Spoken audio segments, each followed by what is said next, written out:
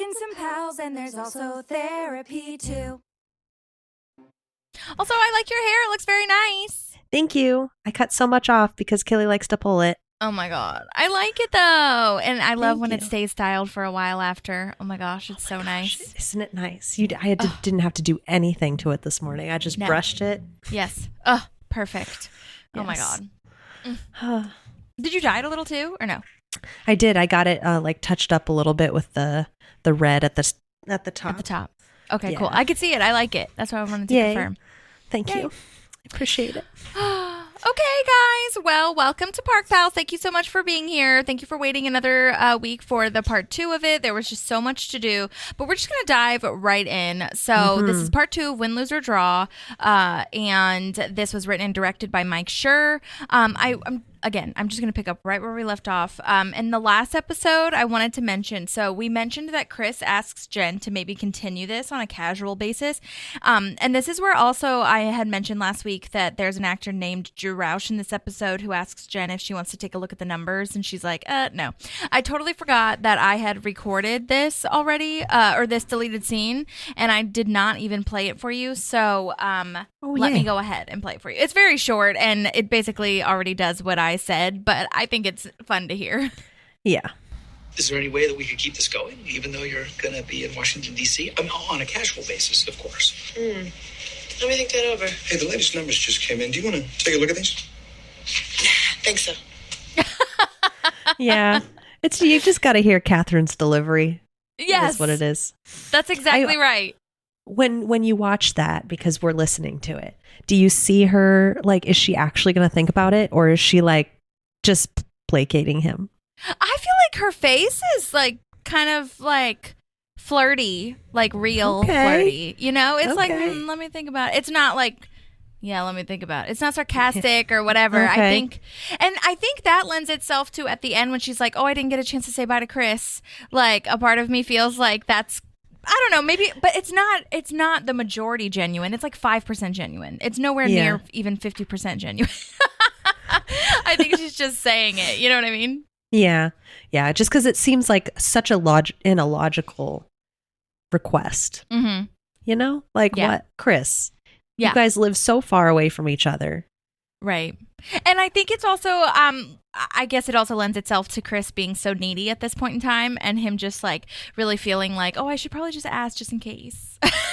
Yeah, I know. It's so funny to me that he's like, but casual, of course. Right. When it's like if you're going to do a relationship that's long distance, the last thing it should be is casual, because that implies it's just like physical hookups, right? Yeah. Like, which are going to happen when? Right. That's true too. That's true. Yeah. And he doesn't have anyone else that he can probably like have that casual moment with. I don't know. Whatever. No. Anyways, so just wanted to play that scene for you guys so you guys can hear it. But now we are at where Donna is on her way, and it is wild. We kind of talked about this a little bit, but it is wild and cool to see that April still like really cares about this. Like, she actually cares about getting fired. I feel like it's really interesting because I feel like season 1 or 2, April would not have cared, not called Andy, just been like, okay, whatever, I'm going home. You know? Yeah. I mean, she's invested so much time and energy into this job. Like, we see even later when she's like, I don't really want to be doing this anymore. I think we still see that turmoil in her, that even though she doesn't want to be doing it, there's a connection there, right? Like, she met Andy at this job. She, you know, she has these mentors here. So yeah, but I do think you're right. It's a huge change that she even cares that she lost these files. Yeah, totally. And just like you said last week with the, this is who she's calling Andy. You know what I mean? Like, it's a really nice connection. I think that's really lovely. And it's so funny the way that they display that as far as like burning fingertips off with acid, like that being attractive to April, basically, like so funny and cute to her. And I know. But the thing is he will leave with her. Yes. And he likes his job. You know, he's happy doing a lot of different things. So he's happy in his job, and he's like, I will leave for you. Mm-hmm. Yeah, totally. So cute. It is so cute. All right. Well, now the surprise is boxing from Anne to do some, stress relieving. Because like Leslie says, like she's like, oh my God, I'm so tired. I speaking as someone who has been to boxing class for the last like 5 years, and you've done some, I know too. The mitts part is the most tiring thing of the entire class. Like not all classes have that, but they used to do it more at the gym that I went to. But they kind of stopped and whatever. But like when they would come around, like, so you're already punching on the bag and then they'd come around to do like mitt work, and oof, it is intense. It tires you out so much. I've never done that, but I've done just we have a boxing or a punching bag in our backyard. And we use that for workouts. Uh-huh. Oh my gosh. It's intense. Like, yeah. Especially if you're going, like if I put a 3 to 4 minute song on, like I need a break before the next song. It's legit. Yeah. Oh yeah, totally. And rounds Great are workout. usually 3 minutes anyway, so 3-ish minutes anyway. So that's like good that you're doing that, and then you take like an active rest usually. Mm-hmm. But like the mitts though, like especially if the trainer is taller than you, but even if it's not, like you can kind of like get a little bit more of like an eye line for where your shoulders are and where your hands are supposed to be. So like your shoulders are lifted a little bit more, and it's just like such a burn right there. But that's one of the reasons I think boxing is such a good workout, because it's so mental as well as physical, I feel. Because for me anyway, like things come up that you don't realize that you're punching at, and you're like, oh my God, like you realize what your motivation is to be punching. But also it's great because like any workout, I feel like by the end of it, you're just like, and even in the middle of it, you can't even focus on anything else anyway, because you're so focused on this. So it's like it takes your mind off of whatever you're stressed from anyway. So this was a really good job on Anne's part to have this be the stress reliever thing, I feel. Oh my gosh. Yeah. Great activity. I think exercise in itself is always so good for that. I was going to ask you though, because Anne, I love this. She's like, great form. I don't know. Does she have good form? Because I trust you over anybody I know. I mean, no. She's just throwing her body at it. She's just kind of flopping all around. But she's doing good for like an amateur box or whatever. I'm amateur. But like, yeah, I really find it interesting that once you do it after a while, some people are there just to hit the bag. They are not there for the form. They are there to get their anger out and to have a workout, and that is it. And that is totally valid. So I think that's what this is. But my favorite part, or like what's so interesting to me about boxing, is that it really is full body. People think that it's just the top part of your body, but it is so full body. Like you're supposed to turn your hip over. You're supposed to turn your whole body to put your whole body behind your punch. And she's not really doing that. She's just kind of flopping around. But thank you for asking me. That makes me feel very, well versed in what I'm trying to do. I haven't done it in a while because, I've talked about this on the bonus pods, but I was like technically laid off or whatever, so I had to freeze my account because I was like, I cannot pay for a gym membership right now. Yeah. So hopefully I get to go back, but or at least do like some kind of something. But I highly recommend boxing. Or like I know a lot of gyms have bags just there and that you can just use them whenever. People I think are intimidated by them because they're like, I don't know what to do. And with boxing, you do want to have like the equipment, like, your gloves and stuff. But there are some people some gyms that like you can use their gloves. So I highly recommend it. And most places have free classes, like free first class to like try it out. So if you're in Nashville, you can just try out Title Boxing. Title is national though, so you can find it anywhere. But there's so many gyms that are kickboxing, and they are expensive, so I get it. You could do Class Pass though. Class Pass. That's for the win. Yeah, I want to do that. Yeah. My new job, actually, I'm getting off on a tangent. This is my last thing, I promise. But my new job has a like discounts on certain gyms, and I need to look up. And I know a lot of jobs do that, but I've never worked for one that does. So I need to look up what gyms they are, if it's like cheaper or whatever. Because if that's cheaper, I might have to switch. Because he doesn't listen to this, but my personal favorite trainer, Marshall, shouts to Marshall, oh my God, is leaving because he was the first one that I ever did personal training with. But like boxing and regular personal training, like weights and stuff like that. And he's like my most favorite trainer in the entire world. And he's like such a good teacher, but he's going off to do like competitive martial arts for reals, and he has like a bunch of YouTube and like books that he's written. Like he's a very spiritual Jesus believer that is like, you know, motivational type of vibes. So I was like, I'm so happy for you, but also why are you leaving me? Exactly. And I got all my friends involved in boxing, and like we all go to only his class. Not only, but like he is our top choice priority. Like if he's not teaching, we're like, do I really need to go today? Yeah. Aw, that's awesome. And that's not to say that there aren't great, wonderful trainers there, but you know, it's like if you have a preferred person that you always go to, it's tough to switch. But it is, yeah. Anyhow. Absolutely. But yeah, you should definitely. I want to get some mitts, and that would be fun to do. Oh yeah. Okay, so let's see. Yes, Leslie said that she's been running the whole time they've been dating, like running the campaign, and they're about to get their life back, so she doesn't want him to leave. And I don't know, I feel like I feel like if you don't know the ending of this when you first watch it, a part of me was like, Anne, why are you telling her to tell him that? Like, can't you tell her to like support him, but also like talk to him a little bit more, and like, but then when she does say, tell him how you feel and then you'll work it out. Like that can be taken so many different ways. She was not, I think I was kind of projecting, or maybe other people had this thought too, but like, you know, if you aren't saying, or if you're saying like, tell him how you feel and you'll work it out, it kind of to me felt like, just tell him how you feel and that's the end. Like your feelings matter more kind of thing. And that's totally not what it was at all. But I don't know why I had that thought in my head, you know? Yeah, I think it comes across that way for sure. Like, it definitely can come across that way because she's so strongly like, tell him how you feel. And then Leslie does. She goes and she tells him straight up how she feels. Yeah. Right? Like, without the supportive part, if that makes sense. Yeah, totally. Yeah. So, I mean, I have my thoughts around all of this, but I don't know if we want to save that for when she actually talks to Ben.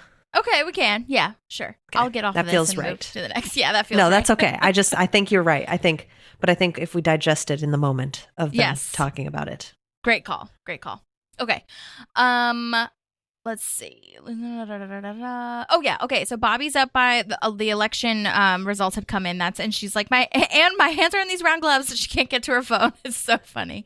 But Bobby is up by 140 points with 20% of precincts reporting. So we've got still a way to go. And it really, the whole like 22. That's only been 22 seconds that she was punching or whatever. Oh, that's disappointing. 22 seconds is a long time for that kind of. If it was constant, I feel like 22 seconds is a lot. It is, so, yeah. Good for you, a lot of those, some exercise things, you're like, takes a lot out of you. It does, totally. Okay. Well, now I'm moving on to when Ben orders a gin and tonic. If you're ready. Yes, and I want to know why Ben thinks Ron's the good person to go to, but I think there's always been a part of Ben that's trusted Ron. Yeah. Because of Leslie's trust in Ron, and that Leslie sees Ron as this mentor and like older brother, uncle type vibe, you know? And I think that, have you ever had that happen where you have a friend? I think I did this with Sean a little bit when we were in college, because if you ever had someone so close to you that's had somebody that they're so close to, and you're just like, I'm close to them by association. Yeah, totally. You know, that, like I think parasocial relationship. Yeah, totally. Yeah, exactly. So I think that's kind of what's happening here is like, while in our head, we're like, why are you going to him? Like, first of all, he's not going to give you great advice because he doesn't necessarily care about him the same way. Ron doesn't necessarily care about Ben the same way he cares about Leslie. But I think reverse in Ben's brain, he's like, this is the person to go to because this is who Leslie would go to. Yeah. Totally. And also, I mean, Ron is just the dad of the show. He was always written that way, and he is going to be a mentor to everyone, particularly Leslie. But we've seen in these last couple episodes where he's a mentor to April, basically. Then he becomes a mentor to Tom with what he needs to do. Or he already was, to as far as like leaving to go do Entertainment 720. Like Ron was really written, I think, his character to be that kind of like father figure, even though he might be kind of tough or whatever, and like tough love and certain vibes.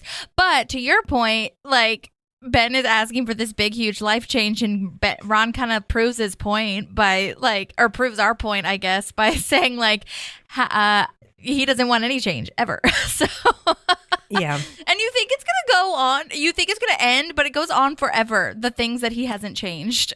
Yeah. But Which he is has really hilarious. good. It is so hilarious. And all the like specificities, like I have one bowl or whatever, like crazy. Yeah. But I think Ron is also really good at having that kind of like 1 or 2 sentence thing of how to advise someone. Like he's really changed here too, because like I said with April, even season 1, Ron would not have said this. I feel like I think, yeah. you know, I think he would have just been like, okay, you guys do whatever you need to do kind of thing. But in this one, he empathizes and puts himself in their shoes and says like, you know, you guys are going to jump off the deep end because you do that. That's what you do. And you land on your feet. So I think that's really sweet. Yeah, I do love that. He does come around for sure. And I think that's I love that line because it's true. Mm-hmm. They are take the bull by the horns people. Yeah. Yeah. And sometimes even when you know that what the other person might do for themselves, like it is interesting to hear, like to ask, what would you do in this situation? Like, just what would you do? Can someone tell me like what else I could do? I'm so confused, you know? Oh, I think that's always a wonderful question to ask because even if you're a different person, like you get a different outlook that you might not have looked at. And sometimes like when I've talked to you about things, it's like sometimes that person gives you a different outlook that puts your needs above the other person's. Because sometimes we're like, but I have to do this for this other person because that's just who we are. Yeah. And you and I are always like, well, how's Holly benefiting from that? Or how's Maddie benefiting from that? So, yeah, that's so good. I do love that when Ben orders that gin and tonic, though, Ron says clear alcohol is for rich women on diets and orders him the Lagavulin from Dana. Oh my God. I love it. You know what? I'm going to take that because I do love clear alcohol. However, maybe that's just meaning that I'm going to manifest being a rich woman. So I'm not you know what? Diet, but I'll be on a rich Drink for the life you want, not the life you have. Okay. That's it. That is it.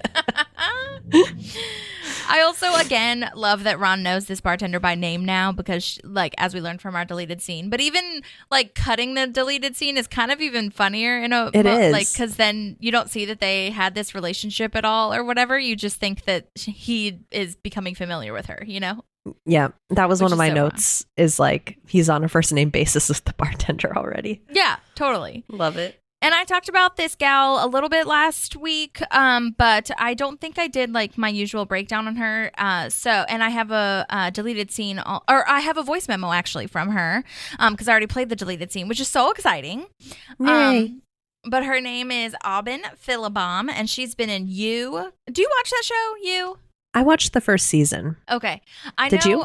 No, I didn't watch it. I don't know. It's more of a scary vibe for me. It's not scary, but it's like definitely more of my constitution is weak and I just did not want to deal with the stalker. Yeah, I'm going to be real. I probably wouldn't have watched it if I lived alone. And just cuz I don't like those things live in me for a little bit. Me too. Yeah.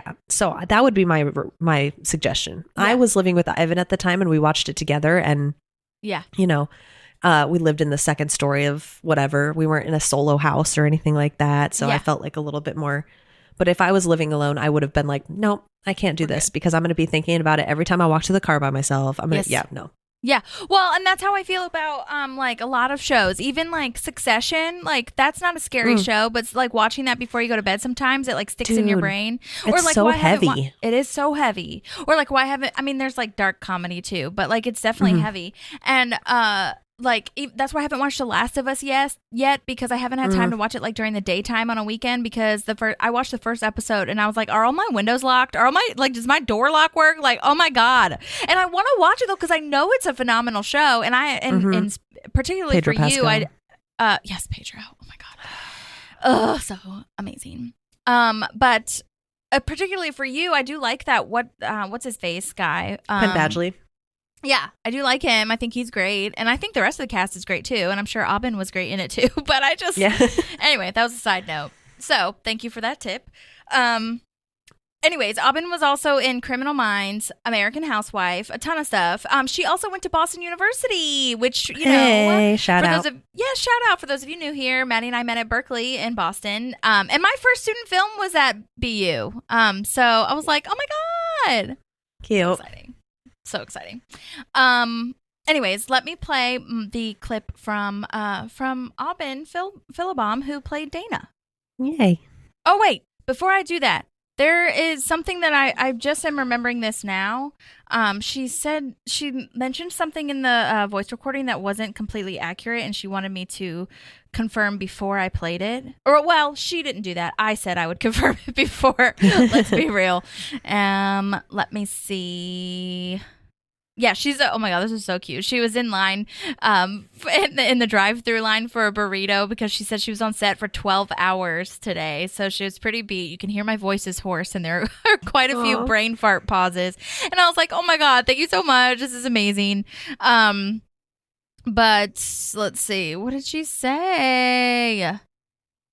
Oh, she said, I just realized I named the film I'm currently working on as Kate Hugo, Diamond Deputy Agent, but it's actually Kate Hugo, Diamond Detective Agent. So, like, it's just like tiny little words that were flipped, which again is not like terrible. But she was like, I'd hate to misrepresent the film. Like, you know, should I just do another voice memo? And I was like, no, I will tell people. So it's actually called Kate Hugo, Diamond Detective Agent, everyone. And I will link everything in the show notes and tag Aubyn too so she can, you know, promote all of that. But I just want to make sure that we're doing right by both her and the film that she was in, okay? Before I play that. Absolutely. Okay, sorry, that took me forever, but also kind of cute because I'm just imagining her in the drive-through line getting a burrito. Yeah. And thank you, Aubyn, for doing this after 12 hours on set. That's a long effing day. Crazy. Seriously. Okay, here we go. Hi, Holly. Thanks so much for having me on your podcast. So Parks and Rec was really fun to shoot. Everyone, it was so nice on set and so welcoming. I met Nick Offerman in the makeup trailer first, and then on set, he just joked around with me in between takes the whole time. He was just really sweet and really fun, and he just made me feel really at ease and welcomed. And I did feel like I was his personal bartender, which then cut to my next episode in season 6 when I basically was his personal bartender. And he actually directed that episode in season 6 that I was in, which was called Flu Season. But I got the part in season 4, that season finale. I auditioned for Dorian Frankel. She's a fabulous casting director. I love her. And I remember the waiting room was packed with people, and she came out after someone had auditioned, and she said to the waiting room, okay, guys, look, I just really want someone to just be a natural bartender or something like that. I can't remember. And I'd worked in service so many years, as a bartender, as a waitress, as a hostess, all of that. And I don't know, it worked out. So it was just so much fun. And Mike Schur, who directed Win, Lose, or Draw in season 4, who's also the creator of the show, he was really sweet and very kind and complimentary as well. He creates a really warm set. So that was my experience. And then, so my character's name was Dana. And then Dorian Frankel actually convinced them to make the bartender / really more of a server in the season 6 episode, to just call her Dana as well and bring me back. So that was a really nice move on Dorian's part, because then I could call myself recurring on Parks and Rec. So shout out to Dorian Frankel. She's amazing. At least that's what I thought happened. Maybe there was something different behind the scenes, but that's my story, and I'm sticking with it because I just want to think that, you know, that was an amazing thing to have happen to an actor. And when I came back, Nick in the makeup trailer, I saw him again, and he said he remembered me. He was like, "Oh, it's so nice to have you back." And I was floored, and I didn't totally believe it because, they have a lot of and guest stars come through that show. But, I mean, he said it right off the bat when he sat down in his makeup chair. So it was really lovely. And then I decided that Nick and I were going to be best friends, and I started going around LA and seeing all of his different shows, if he had a comedy show or anything, and quickly realized he and I were not going to become best friends. But I do think he's a fabulous person and a fabulous actor. So, and that show is just amazing. I recently opened an acting studio, an in-person acting studio in Tucson, Arizona. And I also do have a private coaching business that I conduct online now since pandemic. I've been coaching for many, many years. So if anyone is in need of an acting coach, hit me up. I can coach you and also put you on tape, even remotely. So I just wanted to put that plug out there, and I really appreciate you having me on your show, Holly. I just got off set today, so I'm a little tired. I'm currently shooting a feature called Kate Hugo, Diamond Deputy Agent. It's a murder mystery, and I play a psychic whose brother is murdered. But it's a fabulous script and really, really fun. So it was a long day, but it was a really fun day. It's always fun to be on set. Anyway, thanks so much, and that's it. Okay. Nice. Cute. Oh my gosh. Cute, Thank cute, you so cute. much for that. That was so nice. Yeah, very, very nice. And I love to hear all that about Offerman. I mean, we knew that, but it's just, we knew he was a down to earth, very cool guy, but it's always nice to hear the little stories about him and stuff. Yeah, totally. And I totally forgot that I didn't recognize, and to be honest, I don't even know if I remember Flu Season 2, the one that she's in. I need to go back and watch that, or when we get there, I told her I would definitely contact her because there's a flu season in previous seasons that we've already covered where Leslie is saying that she's Leslie Monster. One of my favorites. It's so good. But then the second one, I'm guessing is a couple seasons later, or maybe next season. I can't remember. But either way, that's amazing that she came back. And yeah, shouts to Dorian Frankel for bringing back amazing people. That is such a testament to this casting team. I feel like they do such a good job of that. And then yeah, private coaching. Maddie, that's cool. You have to drive over to Tucson. How far is that from Phoenix? 2 hours. Okay, well, drive over Not there bad. and take an acting class. Make a weekend out of it. Yeah, exactly. Yes, Dana, if you're listening, Maddie is in Phoenix. So, if you're ever out there, you can definitely contact me and I'll, connect you to. But yeah, so, I'll definitely link all the coaching and all that stuff, that you do as well. And just a reminder, the film is Kate Hugo, Diamond Detective Agent. That is the correct one. Okay. And I'll link that in there as well. But thank you, Dana, so much. That's amazing. You did a great job. I'm like, with all of these, I feel like I'm always so in shock because they can always be so overacted with this kind of thing, very sitcom-y vibes, but this was just acted so real and like, okay, I'm just gonna pretend that, we're like, I'm not your best friend, but I am your personal bartender. That's weird, but also I'm just here to serve you. So, but yeah, I can't imagine acting with Nick Offerman and having him say that he remembers you. Oh my gosh. Be on the floor. Same here. Is she talking about the episode when Leslie finds out that she's pregnant?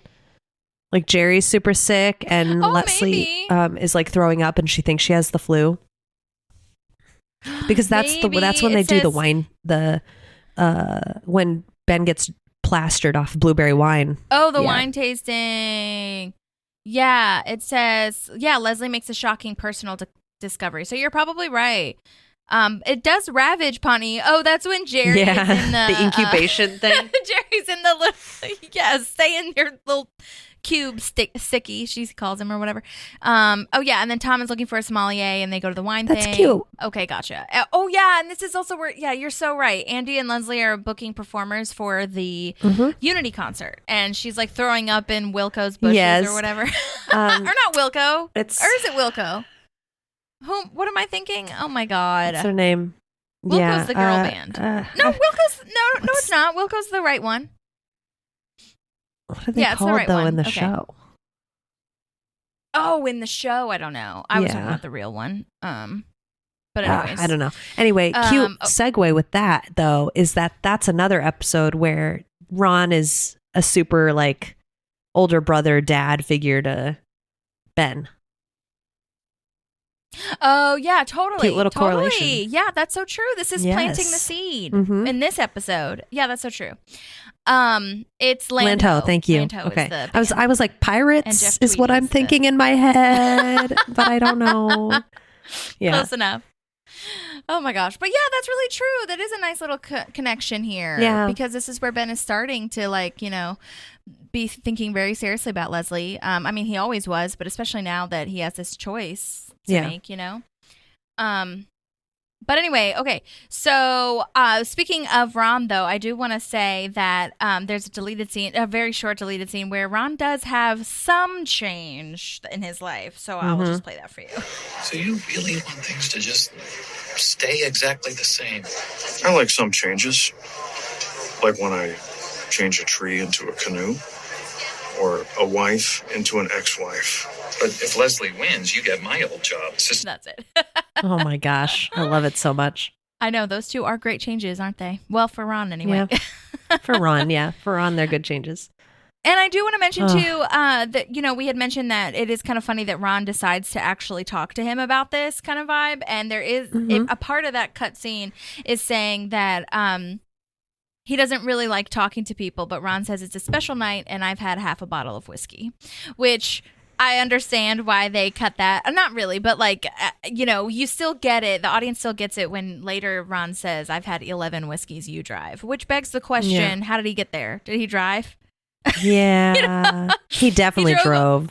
He drove on the way there and then was like, okay, now that there's another it's hitting me too hard now. Yeah. Yeah, exactly. But anyways, but this is one of my favorite Adam Scott things that he does when he drinks whiskey or whatever. Hey. Hey. And his face and like the whiskey is just like falling out of his mouth. It's so funny. It's so good. And Leslie Knope is now winning by 194 points with 70% of precincts reporting, which is very exciting. Woo. And I know, so exciting. Leslie says this is where she says she doesn't want Ben to go to Washington. And Ben, like, surprisingly, but kind of not surprisingly, says, fine, we'll get to that. I feel, you know what I mean? We could talk about that. Or do you want to talk about it now? Or do you want to like go to when she actually says, yes, you can go? I have my next note is I just want to have dinner with you. Yeah. So I like that.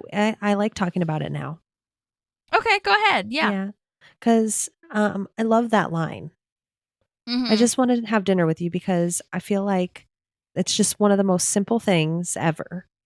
But it's so precious. And when you get so busy and things kind of just drown your time, like that's one of the first things to go is that like one-on-one time. It's something that Ivan and I have talked about, that we're going to have a set dinner time as our family, and there's going to be no phones at the dinner table. And that's going to be like our check-in with our family at the end of the day. And I think like you're getting a glimpse into what their life has been. Like, yes, they've been running a campaign together, but they haven't just sat and had dinner.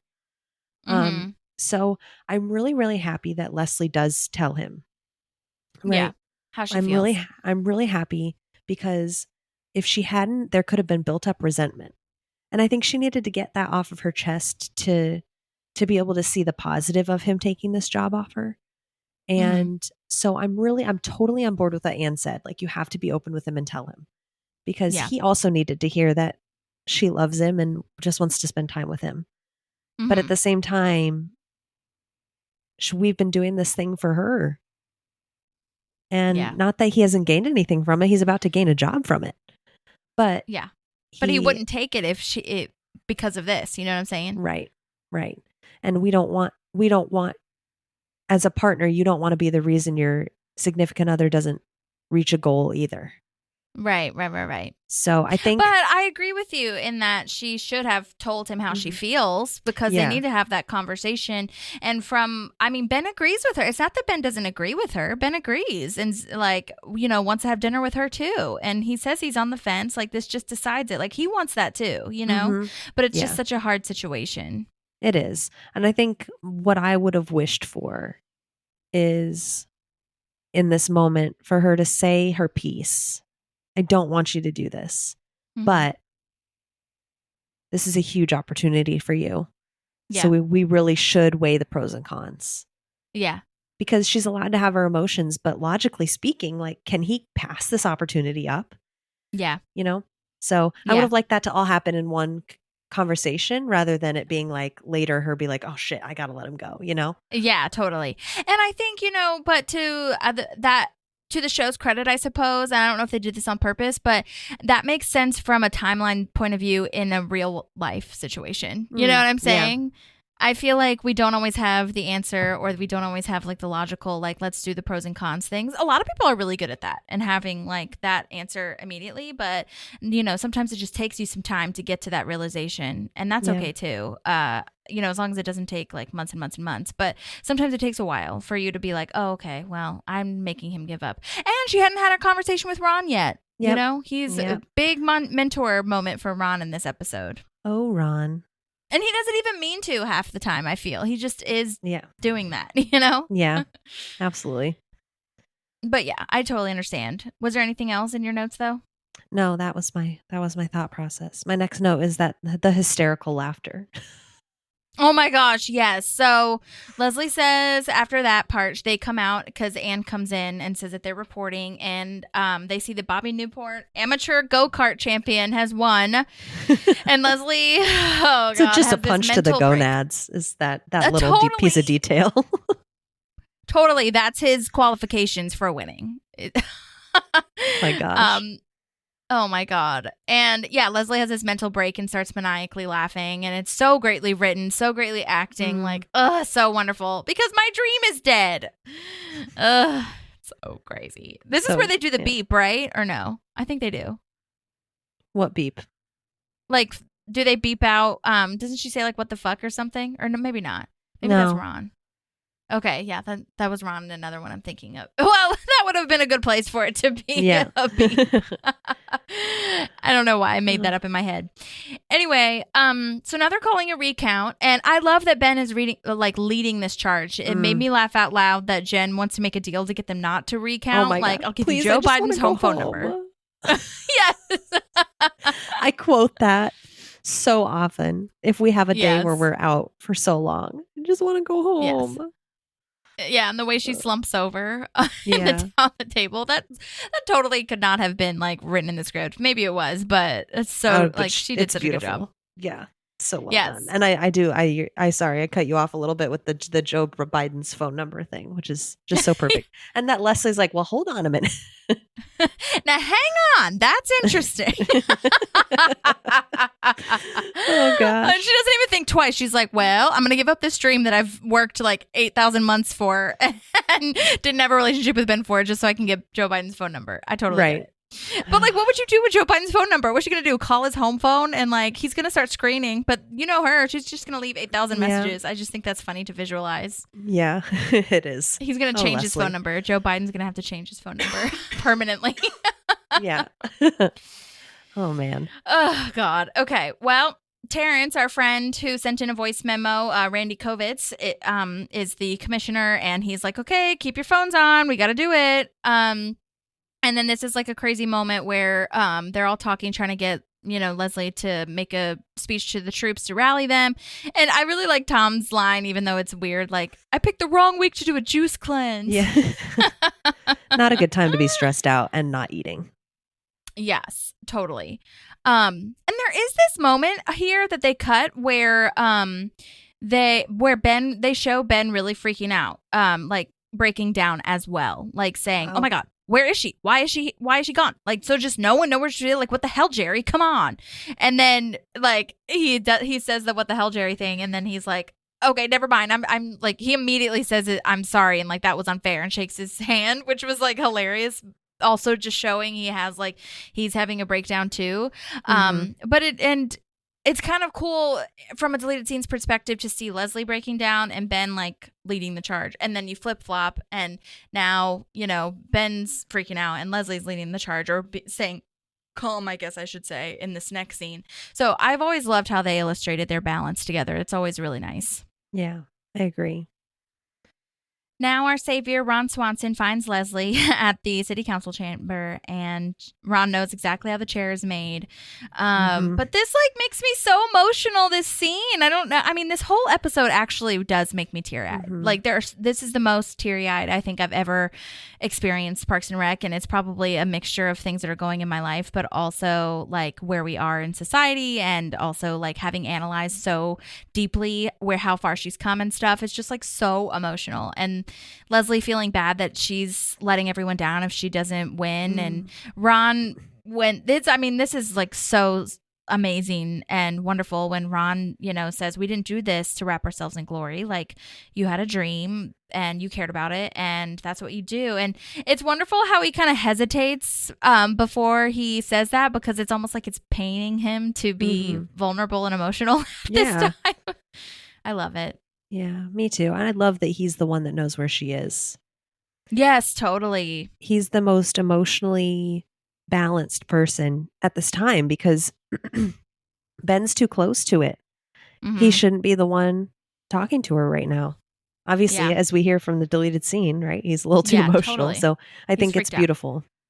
I do too. And then, you know, one of my favorite things is when they say the name of the episode in a line of dialogue, and he says, that's what you do when you love someone. You support them, win, lose, or draw. And it's so beautiful. And that I also love this writing technique, and so many shows do this so well, but Parks and Rec does it really well too, when, you know, they're using one situation, like this situation, to influence the other situation that she's going to make about Ben later. Yeah. So I love that so much. Me too. It's so special. It's just so perfect. Okay, so now Andy is thinking about places to live, and I have the whole list. Love it. For when he's about to, so they want to move, or he's saying like just in a dream world, when you get fired, we need to move. The list includes Germany, Greenland, Australia, the moon, which I think is bringing it back to model UN. The moon will support your coalition. Beautiful. Winterfell, which is Game of Thrones, for those of you who don't know. Montana, South Africa, with the initials DMB, which is following that, and that means Dave Matthews Band. And Dave Matthews Band is from South Africa, which I totally forgot Dave Matthews is. Way. Like, that's what it says online. I don't think I ever knew that. Let me just fact check myself right now. Where is he from? Yeah, Johannesburg, South Africa. He became a naturalized American citizen in 1980. And he spent a lot of his time as a child in U.S. and England. What? His family moved to Charlottesville, Virginia in 1986, where he formed Dave Matthews Band in 1991? Are you kidding me? You guys? Dang. Okay, I did not realize that. I am from the Virginia area. I'm from an hour away, for those of you that don't know that. So that's crazy. That's so cool. Wow. All right.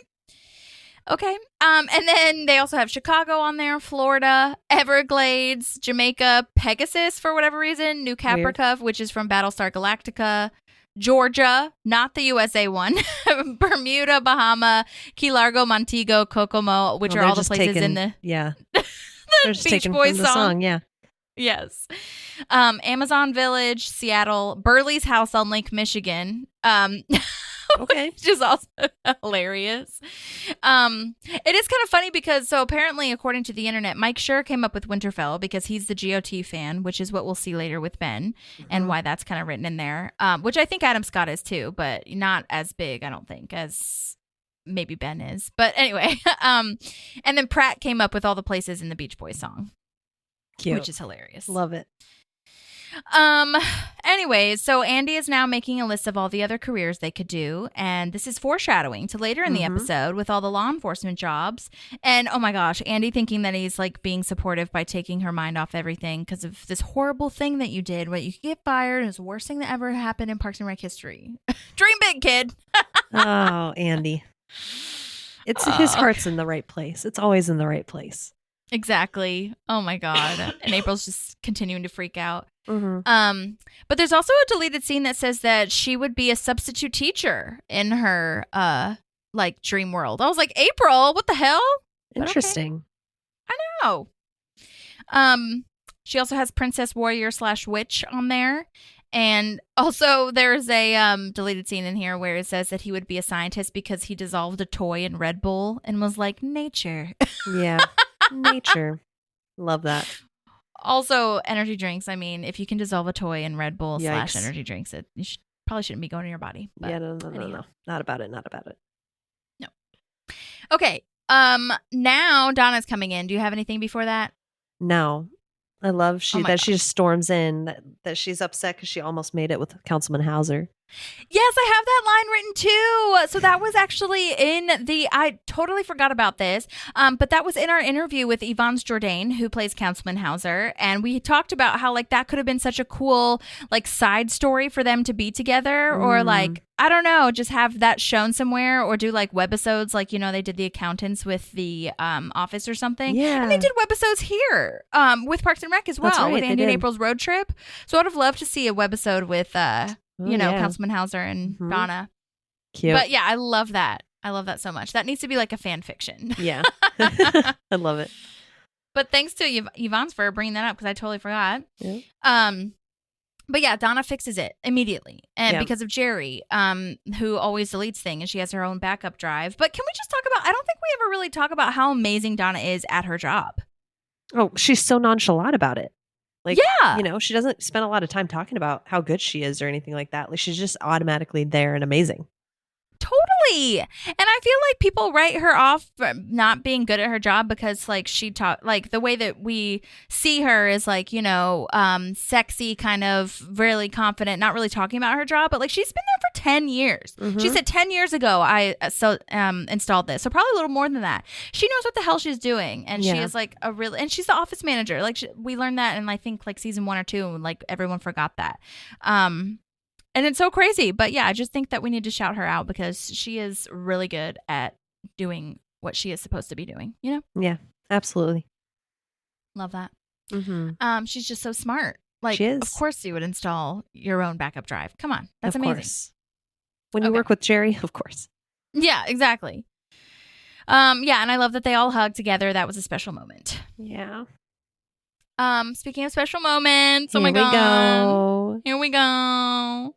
This is when Leslie tells Ben that he has to go to Washington. And I just love this writing so much. It's kind of turning the tables, because this is what happened when Ben learned that Leslie had to run for office and they had to break up because it's her dream. And he presented her with a wooden box that had a pin in it that said Nope 2012.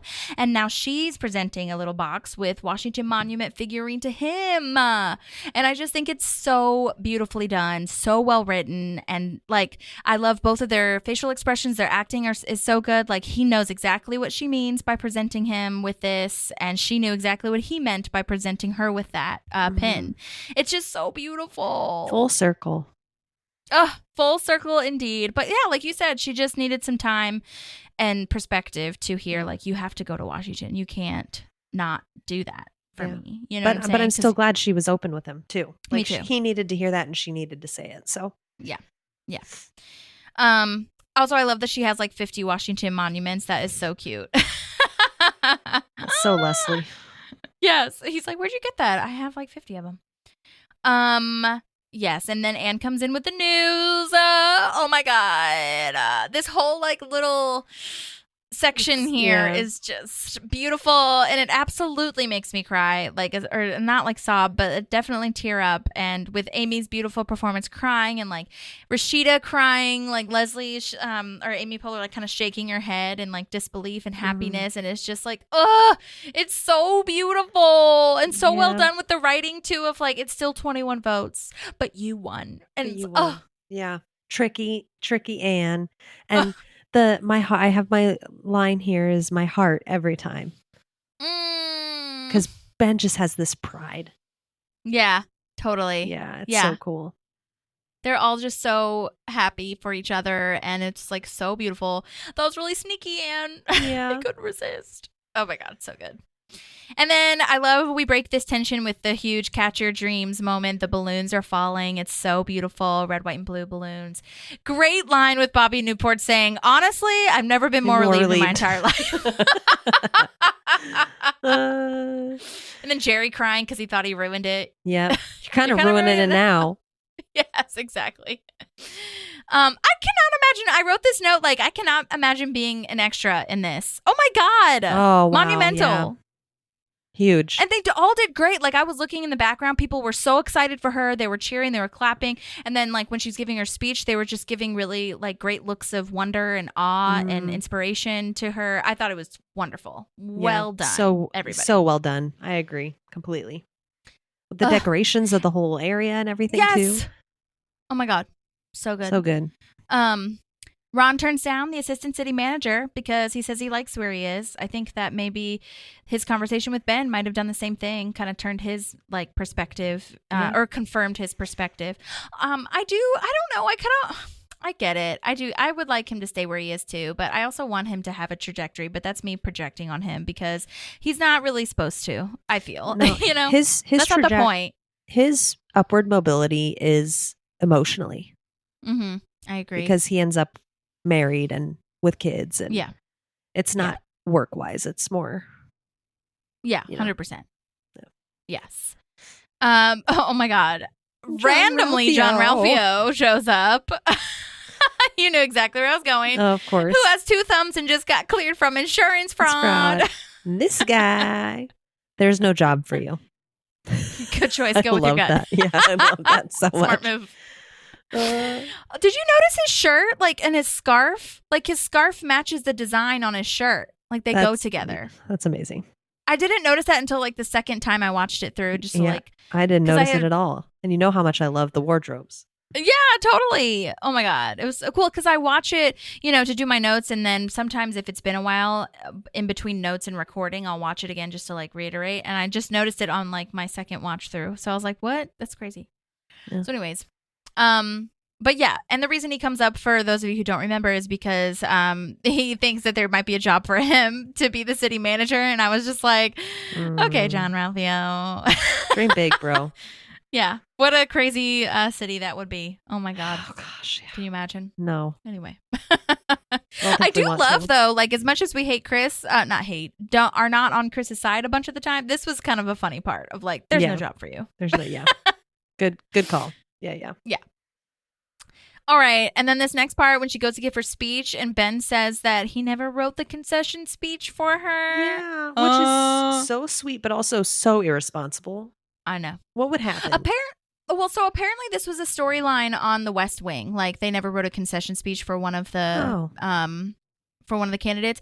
And, we talked about this a lot, like while you were on maternity leave, that like Greg Daniels and like everybody, especially Greg Daniels and Mike Schur and a lot of people on Parks are like huge West Wing fans. And I didn't really know that, but apparently this is a trivia thing that like Parks and Rec is the comedy version of West Wing, is what they like, a lot of their inspiration was from that. Mm-hmm. And I was like, oh, that's so fascinating. I didn't know that. I didn't know that either. So that's cool. Pretty wonderful. And that's like when what's his ass Pilner, Bradley Whitford comes in, like because he was on West Wing and Rob Lowe was on West Wing, and there's like that whole homage to it. There was a bunch of Easter eggs in that episode in particular, but yeah. So, but it's very sweet and special. Like of one day when I'm more emotionally stable, I want to read the concession speech she wrote for me. I never wrote it. Oh, yeah, so good. But yeah, you're right. Irresponsible. Come on. Okay.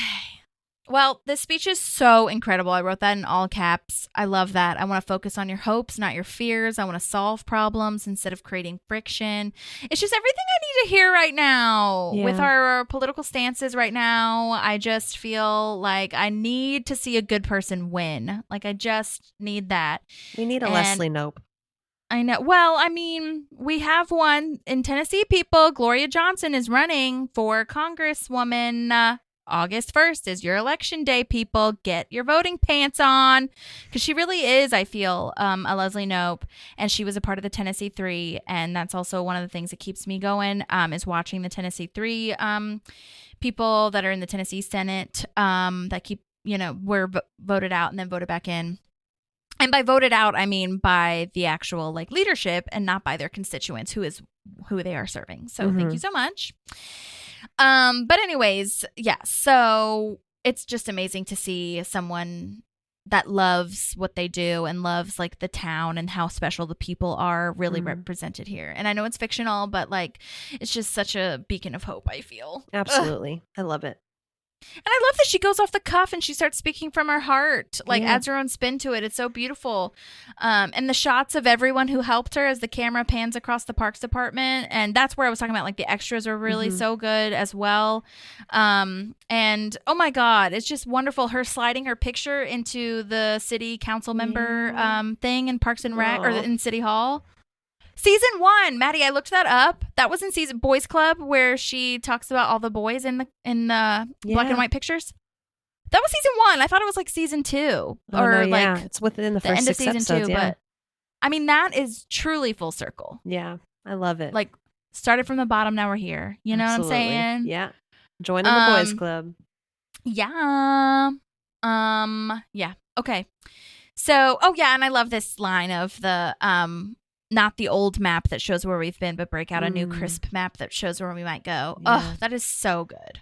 It is very good because a lot of times we focus on the past. Which we need to hear and know to learn, but there's a balance. You know, it's totally. Oh my God. Okay, so that's beautiful. We have this wonderful moment, and then this stupid moment tag thing of where Anne gets drunk and says that they should date again. And I'm just like, again, we just got over this. Yeah. Stop it. I hate this. My literal note is I hate this. It's so ridiculous. And it just gives Tom like more ammo or whatever because he's like, it's my dream. Yeah. It's Nostradamus. Oh my God, Nostradamus. I had to look up like what that was. Yeah. Did you look it up? No, I knew.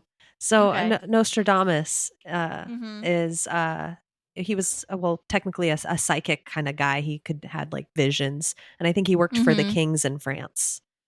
Yeah. Well, I don't know about that part, but yeah, maybe he did. I think he was. I think he helped the royalty. Maybe it wasn't France, but he would like analyze their dreams and he was use an it to, like, tell the astrologer. future. Yeah. Yeah, he Maybe was. I'm like thinking of like first... the mythological version of him because there's a real Nostradamus, and then there's like they've done like plays on the real. Oh, person. sure. Okay. No, well, I mean, apparently, I don't think you're wrong though, because some of the cryptic like predictions that he is responsible for is still like being discussed today. Kind of like apparently he predicted both of the world wars, both Hitler and Napoleon rising. So he has all these like psychic vibes, and I don't know obviously all the information, but that's what he's saying, Nostradamus, and I feel like that's a smarty. Yeah, smart that's a thing good for writing him to say. Yeah. That's not a it's Tom way line. above his. That's a Mike Schur Harvard line. Yeah, absolutely. That's not a Tom level line. No. But it's so good. It's so good and smart, and that metaphor is wonderful. Yes. I also love this line of the way that Anne says this. I just love it. No take backs, partner. We're cowboys. Moving in. Why? No. Hate it. Not here for it. Not Get about it. out of here. No. Yeah. And there is a deleted scene too here where Anne admits that she does actually like Tom, but she doesn't think it's a good idea because their relationship was crazy. And I'm kind of glad they cut it because I don't want to see Anne like really liking him a lot. No, it doesn't make sense to me if I'm being honest. It doesn't make sense, and it doesn't track, and it makes sense that the way that the aired version is, where like she is learning about herself, and then she gets to be like the one that's saying, like she's the one that's in control, and not the one that's always like following, like dressing up in a cowboy outfit after her boyfriends. You know what I'm saying? Yeah. So yeah, they just aren't right together. It's not right. No, it's not right. And the comedy is overplayed. I just think it's overplayed. I think we did it. We're done. Yeah, we're good. We don't need to go back. The only thing that kind of sort of like I guess could be funny from this is the amenities or whatever, but that could have been explained so many different other ways. Yeah. The amenities that Tom has in his apartment, but anyways, whatever. Moving on.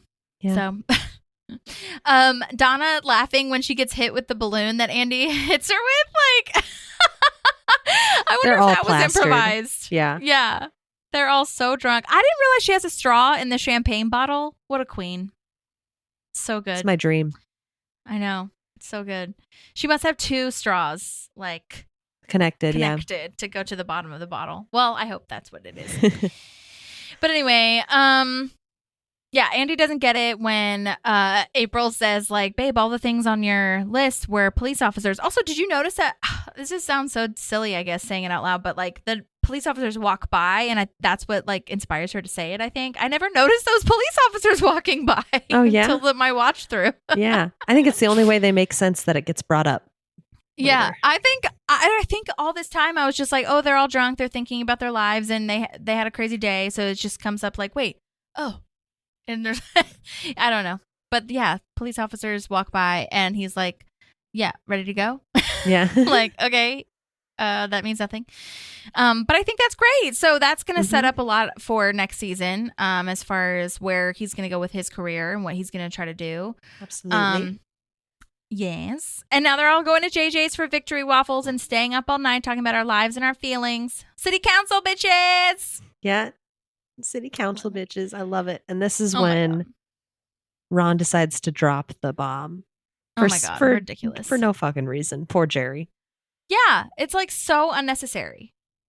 Like, we did this. You know what I'm saying? Yeah. Like, we're good. But at the same time, it's just what happens to Jerry. It's just par for the course at this point. Yeah. Oh, Oh, Jerry. my God. Oh, Jerry. Sorry, buddy. Well, that was it. Win, lose, or draw. We are done with season 5. Oh my God. Season 4. Don't rush me. Season 4. Sorry. Season 4. Oh my God. Thank you for reminding me. I'm already looking at season 5. That's why I said that. Okay. Yeah. I know. I haven't started like analyzing, but I was just like looking on IMDb about all the amazing episodes that are coming up. It's kind of wild. It's so good. Each season's my so God. good for its own reason. Yeah, totally. And I just feel like now, like we talked about already, like season 4 is just peak Parks and Rec, man. Like everybody is just like like Leslie said in her promo thing, or Amy Poehler said in the promo for this episode in particular, like we are getting to really love these characters now and where they're going to go, and we're really invested in how they're going to proceed from here. And I just think it's so brilliant and so wonderful. It does kind of, like, we talked about this a little bit, but it does kind of make me sad that, like, I feel like so many shows don't get the chance to get to season 4 or like complete a season 4. So like we don't have all of that like investment a lot of the times. It's just like it has to be so amazing immediately. And like it's tough, you know? It's just tough. Agreed. But have you watched Abbott Elementary yet? No, I haven't. Oh my God, it's so good. It's like one of the only shows that I watch like currently, like I watch it every week or whatever, you know what I'm saying? Yeah. Yeah, in real time. Yeah, exactly. It's so wonderful. So if you haven't watched that, check that out. But thank you to everyone that sent in amazing voice memos. Yeah. I'm so excited to share that with you guys. And then also, obviously, check out the show notes and make sure that you're following everybody. And then if you are not following us on Instagram, go ahead and follow us on Instagram, because we post a bunch of stuff as far as like who you can follow from the show, which is really nice. Again, if you haven't rated or reviewed, please do that. And there are bonus pods that are 3 months, $3 per month. I meant to say, I don't know. I don't do them as consistently as I was. And to be quite honest, like there's just a lot of stuff going on in my life personally that I don't know when the next season will start, but it will happen. Just be patient and keep out for our social media so that I will keep everybody posted. But yeah, Maddie, I'm glad that you got to be on this finale with us. Me too. And I'm going to do my best to be there for the premiere of season 5. So Yay. I know. We'll make it work. And if not, I mean, you'll always be there for the summaries. Yes. But, you know, like I said, you are my still favorite here. co-host. So whenever you can come, it'll be Yes. great and it'll be nice. Yes, I'll be here when I can be, obviously. Yes, of course. But Killian comes first, and that's that. Yep. It is what it You know what I'm is. saying? Yeah. So love that so much. And I think that's it. Did you have any other thoughts? No, I think that's it. Okay, everybody. Well, we hope you have a nice, like, kind of start to your spring and summer. And, well, I guess spring's over. Summer, Well, really, yeah. Huh? yeah. Because like Memorial. Oh my God, I saw. Okay, last thing I'll say. I saw that the somebody was like the maintenance people were cleaning my apartment pool, and I was like, oh, that's wild. I guess they're just trying to like maintain it over the off season. And I was like, I thought about it for a second. And I was like, Memorial Day is literally in like 2 weeks, like a week and a half. Yeah. Isn't that Like, crazy? What? it's bizarre. And it's like wild because half of me is like, like this year's been moving so fast, but at the same time, I'm like, is this year over yet? Yeah. Like, personally, I'm just like, are we done? I'm Yeah. good. Like, this year kind of sucks, to be completely honest, for me. So Yeah. I am hoping that and I've talked to some people who I know it sucked for them too. So just praying for everybody out there. We're all just doing our best, man. Yeah. That's real. That's real. So, To all you can everybody do. trying their best. Yep, that's it. Cheers to you guys. And cheers to new moms all around the world. Thank you. Yay. Yay. All right, guys. Well, if you have any other questions, let us know. But for now, we will see you next time. And keep watching Parks and Rec, spreading the joy. Share this with a friend. And talk to you soon. Bye. Bye. There's a park and some pals, and there's also therapy too.